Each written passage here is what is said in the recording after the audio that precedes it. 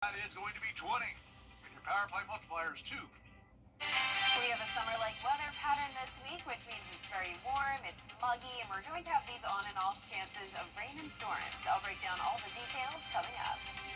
Also coming up on News Channel 6, debris cleanup continues in Augusta. Why some Augustans say they feel forgotten. There's your news at 11. Starts right now. Live from Television Park, this is WJBF News Channel 6 at 11. Well, good evening, everyone. I'm Kim Vickers. Thank you so much for joining us. Our coverage you can count on begins with the race to the end for Augusta's storm debris cleanup. Crews are back after taking a break for the Masters and Easter. George Escala has the story. TJ Ferguson pays a lot of attention to his garden, but doesn't feel the storm cleanup in his South Augusta neighborhood got enough attention. There's no doubt about us out there. You go west all up and go over there. Ain't looking at it like this. Nothing. 7 months after Helene, tree debris remains, especially stumps and root balls. And these are the priorities as crews return from their Masters and Easter break. Some of them are heavy, and they gotta bring in a bigger truck to haul them. And plus, they gotta be separated because they got so much dirt in them to get different grinders and things like that. So it's a little bit slower process. It's been a slow process for Kendall Gardner. He still has stump and storm debris out front. He's called the city, but is frustrated by the response. They're gonna try. They don't know. But we told them that it came from the Hurricane Helene. City leaders are still seeing debris and hearing from residents about cleanup. I spent about an hour and a half riding around District 3. And yeah, there's a lot of work that still needs to be done. And I'm still getting calls about it too. We're going to have 13 trucks coming back. They're going to start off most likely the south end and move north. Do I have full confidence everything's going to be picked up? Yes. We've spent the time off marking things and getting it ready so we can try to do this thing organized and methodical. Give me a deadline. May 15th is what we're shooting at. The city has its day set to have all the remaining debris set aside. In Augusta, George Escala, WJBF, News Channel 6.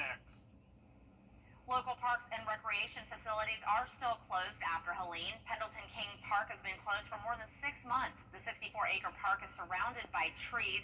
This caused major damage and safety concerns in the park. There were a total of 267 trees that required attention. The chairman of the Pendleton King Park Foundation says they assessed what all needed to be fixed from the storm and made a plan to work from the top of the park down to Lake Elizabeth.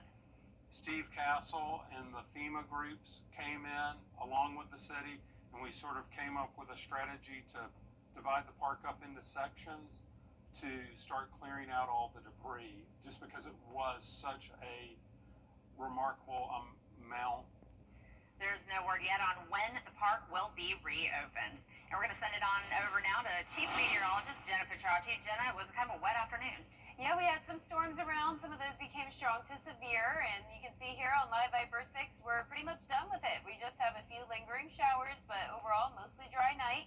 You can see here in Wilkes County, we have some light rain, spotty showers in McDuffie and Hancock County, and then down towards the south, the Johnson County, you have some lightning just outside of you, but overall, nothing significant going on. Now, the rainfall totals were very spotty today. Some places pretty much didn't get a single drop of rain, while others got over 3 inches. So a very summer-like pattern with hit-or-miss storms, and this trend will continue as we head into the weekend. Now, our low temperature today was 58 degrees above average.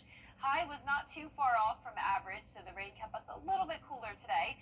And as far as Harry Lambert Hyundai Skyview Cam, nice and dry here in Waynesboro now, with temperatures sitting in the low to mid-60s. 67 in Thompson, 63 in Allendale, Millen and Louisville, you're at 65. 67 in Aiken, 68 in Edgefield, and 66 in Sandersville. Dew points pretty much match the temperatures. We have a lot of moisture in the air, and winds are coming in from the east. We're seeing those sustained winds only up to around 5 miles per hour, so pretty calm night. More storms lighting up the rest of Georgia, but once again, for us, things are pretty quiet. No threat of severe weather overnight. And for tomorrow morning, we're starting out dry and mostly cloudy. 60 degrees at the 6 o'clock o'clock hour. Looking ahead, you can see high temperatures staying in the 80s, the lows right at the 60-degree mark, and those chances of rain will slowly but surely go down. But especially by tomorrow night, we're expecting a good amount of rain coming in. I'll have a look at that on your Futurecast coming up in the next few minutes, but back to you, Kim. All right, Jenna, thank you. The Colton Ballet Company of Augusta will be at the Imperial Theater this Saturday, showcasing their show called Float. Hannah McDonald gives us a sneak peek into the show. The ballet company is on their third day of rehearsals, practicing 4 pieces, making sure every movement is perfect. There will be a total of 7 pieces, with the Colton Ballet Company showcasing their own dances, along with special guests from the Alabama and Georgia Ballet. Kaylin Phibbs has danced her entire life, including dancing at the Colton Ballet School growing up. She is now debuting pieces she choreographed, including one called Float, which will end the show. It's always really exciting, and it's such a privilege to be able to showcase our art and the talent of these dancers.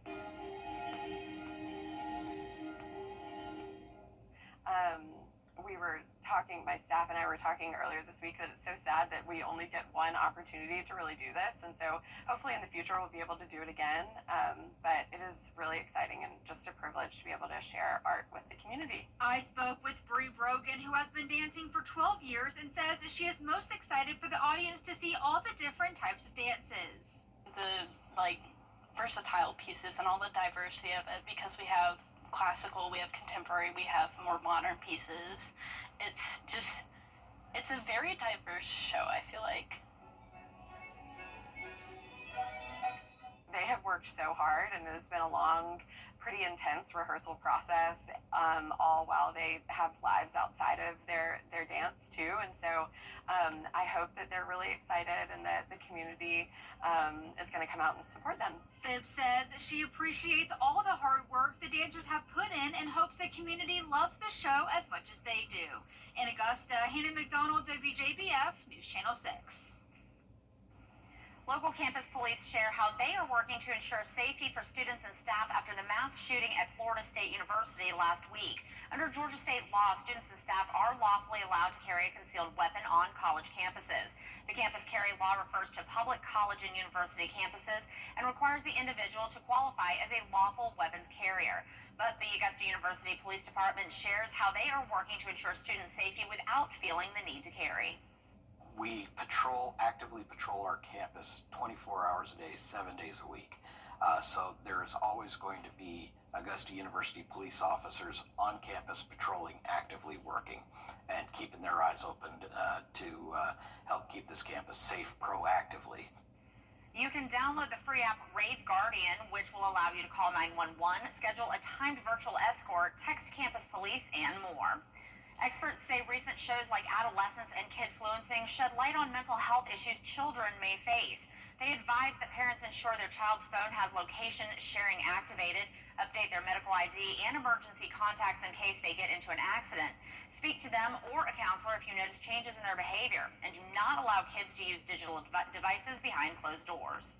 So essentially, if you haven't seen Adolescence yet, it's covering the very real issue that parents and children are facing, where parents don't know what their children are encountering online, and children are encountering the worst of the worst when it comes to influences, misinformation, bullying, and toxic masculinity. Experts say parents should restrict time on certain apps, turn on parental control features, and to set up a code word so your child or teen will know who the voice is on the other line. Coming up, parents and community leaders in Thompson are pushing to improve youth sports. We'll tell you how when we come back. And we'll have another chance at rain and storms starting tomorrow afternoon, continuing into the evening. I'll have all the details right after this break.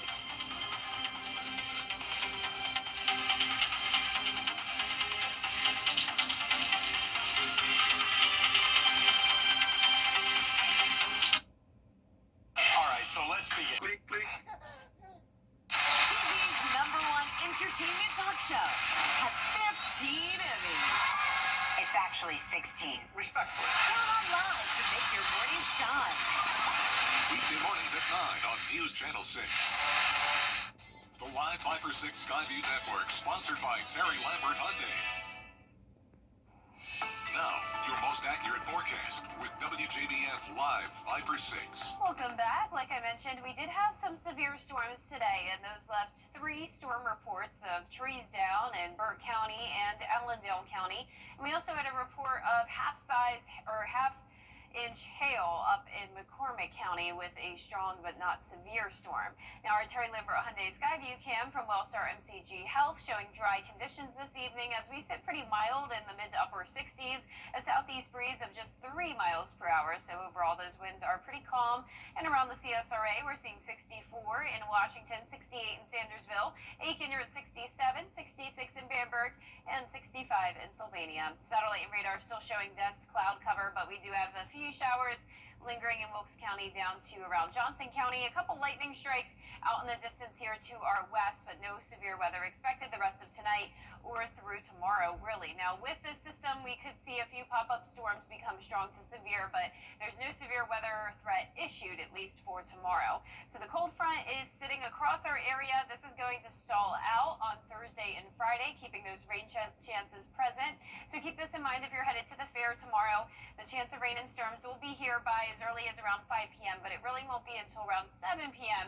that we'll see widespread coverage with a pretty good chance of rain and storms. So you'll definitely want to bring the rain gear with you to the fair and maybe head out a little bit early, unfortunately.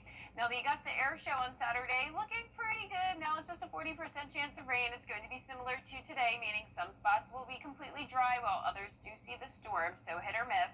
On Sunday, a much better day for any outdoor plans. Not to mention, it's also going to be cooler, high of 80 and lower humidity at that point as well, mix of sun and clouds. Here's our futurecast tomorrow at 4 a.m. A dry start, so no issues when it comes to your morning commute. Things are still looking pretty good as we get to the lunch hour, but then here comes this big batch of rain. Like I mentioned, this could be here as early as around 5 p.m., but by 10 p.m., definitely widespread coverage here, but it's not looking like that will be severe, and it fades away by the time we get to Friday morning. Just a few stray showers when you're headed out the door, but once again, it's really not until the afternoon and evening that we start to see the rain and storms come in. Not expecting severe weather on Friday either, but there's always that possibility. A couple of these could be strong, but it's looking pretty good here on our model runs. There's midnight Saturday, still seeing that rain as we go into our weekend. Now, the rainfall estimates are all over the place, anywhere from just around a tenth of an inch to some places getting 2, maybe even over 2 inches of rain, just like what we saw today. It all depends on those locations of the storms, but our high temperatures are going to climb to 87 on Saturday before dropping to 80 on Sunday, and then we're back up to 88 on Wednesday. So an above average start to May expected through May 3rd. We're going to see temperatures in the upper 80s. Now, our lows tonight are going to be around 60 degrees, just like it's been over the past couple of nights. Highs tomorrow in the upper 70s through low 80s. 10-day forecast is showing the chances of rain go down to just 10% on Sunday. A nice dry and sunny start to next week. We're warming back up as we go into the middle of the week with those rain chances picking back up as well. But we could definitely use the rain, Kim. It's been dry a lot lately. So this is good news overall, but of course we don't want severe weather. Yeah, absolutely. It is prom night for a lot of kids on Sunday, though, so hopefully that rain kind of, maybe in the morning. Yes. In the morning. Okay. All right, well, thank you so much. Nearly 400 parents in McDuffie County have signed a petition calling on the Parks Department to upgrade facilities at a long-standing park. Last April, county leaders held a grand reopening of Sweetwater Park after using more than $2 million for new lights and a new tower. But parents say improvements are still needed at the ball fields and better access to restrooms. We try to provide the best for our kids that we can in the community. And when you see conditions like this, it's hard to bring them out here and let them play. We want to have a choice in who is controlling the facilities and who's making up the rules for the conditions, because the conditions are not really favorable for playing sports out here. Parks Director Trevor Welcher says they are in the process of addressing those concerns. Still ahead today was the first day people could pay respects to Pope Francis. We'll have the latest after the break. But first, the winning numbers for tonight's South Carolina lottery are: your pick 3 are 7, 4, and 4, and the pick 4 winning numbers are 1, 4, 5, 3, and that fireball is 1. We'll be right back.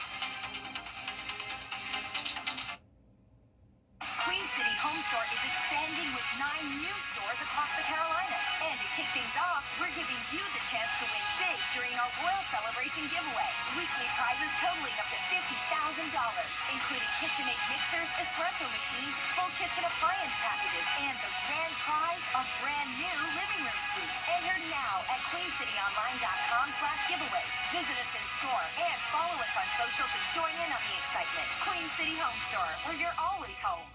Get it. Let's go. Coming up, meet this week's scholar athlete from Burke County that shines in the classroom and on the football field. Next in sports. Right now at Baby.com. Click, click. Today, we bring you the profile of a hero. Marine Private First Class Gomer Pyle. Heroes come in all shapes and sizes. But this hero is a musical Marine.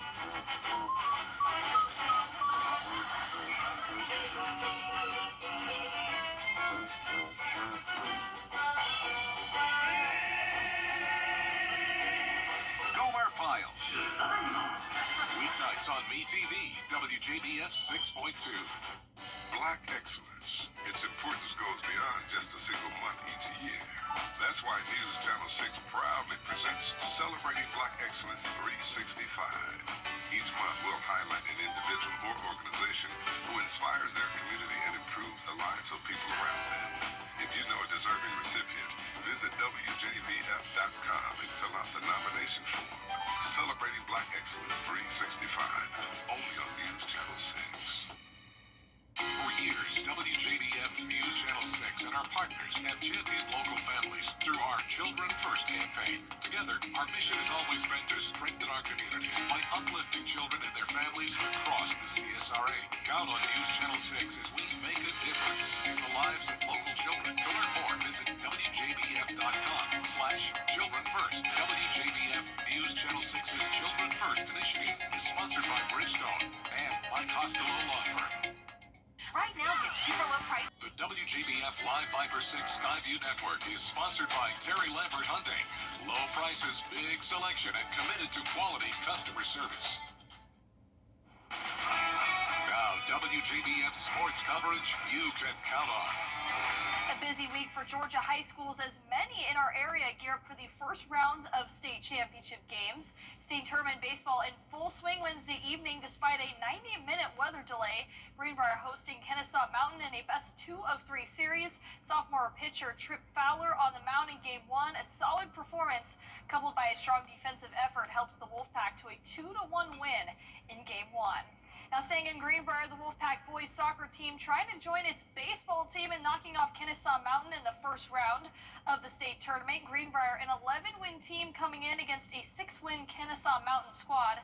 The Pack, they keep it close, 2-2 in the second half, but Kennesaw scores a pair of quick goals, giving the Mustangs a 4-2 win. Kennesaw Mountain moves on to the Sweet 16, while Greenbrier's season comes to an end. We'll keep it in Evans, but across the way in Lakeside, the Panthers boys soccer team looking to punch its ticket to the Class 5A Sweet 16. Hosting South Paulding in the first round action, a scoreless tie at the half before the Lakeside freshmen snuck in for the Panthers' first goal and about a third of the way through the second half. Lakeside would add on 2 more to take a 3-0 win. They'll move on to face Habersham Central next Wednesday. Now, for the third consecutive year, the Augusta men's golf team won the Southland Conference Championship. The Jags shot 21 under, securing the title by 10 strokes over Incarnate Word. Now, with the win, AU earns the automatic bid into the NCAA Regionals. Bo Blanchard secured the individual title at 16 under par. His final round included an eagle, 3 birdies, and 14 pars. The NCAA Regionals begin May 8th through the 10th. Now, each week we honor a scholar athlete that excels not only in the classroom, but in the community. This week's scholar athlete is Caden Bracely from Burke County High School.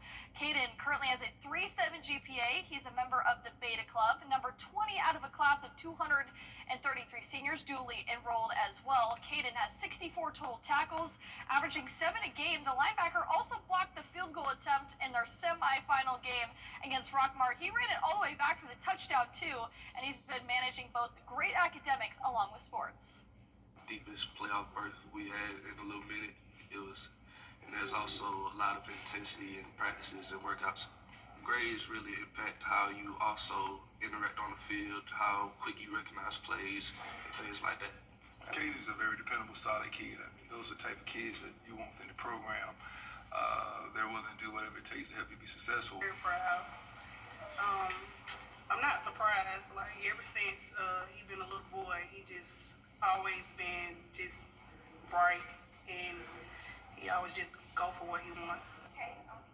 Now, Caden is heading to Kennesaw for college, majoring in electrical engineering. Congrats to him on his award. Now, Limestone University in South Carolina facing some financial challenges which could impact 27 local athletes there. The university's president says as they look at student retention and staff choosing to work elsewhere, there's a need of an immediate $6 million in support. Now, if school goes online, some students say they will most likely transfer to another school. Many of those student athletes, they have said they've already entered the transfer portal. Signs that say "Save Our School" and "Saints Never Quit" are posted in front of the Student Center Library. Now, although hearts may be heavy around campus, students, they're leaning on faith to get them through. At this point, the board is evaluating a couple of possibilities, and they would like a little more time to really think through this. What I can share is, there was a multi-hour board meeting, which speaks to the interest of the board to really try to find a solution. Just where I'm going to be, where's home next? I don't know where that's going to be. I've just been praying over it. I've been thinking about everybody here on campus because it's not just me that's being affected. It's everybody. Even the community is being affected. People I've talked to that live in Gaffney, it's hurting them too. How do you become the largest? Let's face it, news is complicated. That's why WJBF.com makes it easy. Get clear, accurate stories that don't waste your time. Plus, get the latest video in one click with WJBF Plus. Get it all at WJBF.com. We'll have another high chance of rain tomorrow evening. Warm days ahead, and then the rain chances sticking around into the first half of the weekend. Mostly dry on Sunday and sunshine to start next week. Well, check this out. Researchers captured this video of chimps sharing fermented African breadfruit. The fruit contains alcohol, not in quantities enough to get really drunk, but enough for a good buzz. Scientists caught the chimps sharing this boozy food on 10 different occasions. They say chimps don't usually share food, but this could mean that they actually enjoy alcohol socially or to de-stress, just like humans. Drunken monkeys, what's better? So cute. Oh, wow. Who would have thought? I know. All right. Well, that is our report for now. Thank you so much for watching. Make sure to join us at 4:30 a.m. for GMA. Have a good night.